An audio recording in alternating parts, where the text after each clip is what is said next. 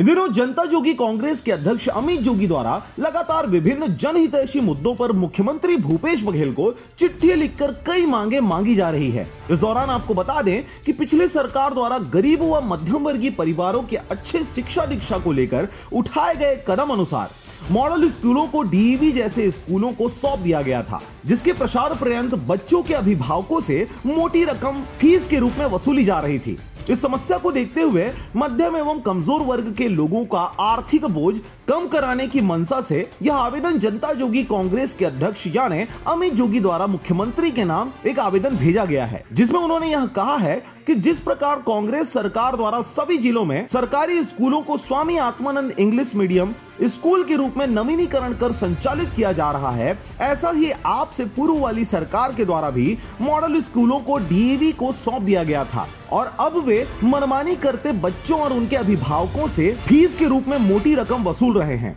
जिनसे model school वापस लेकर Swami Atmanand English medium school के तर्ज पर इन स्कूलों को संचालित किया जाना चाहिए, जिससे निजी व मध्यम और कमजोर वर्ग के लोगों पर पड़ रहे एक्स्ट्रा आर्थिक बोझ को कम किया जा सके। Bureau report RJ रमझा।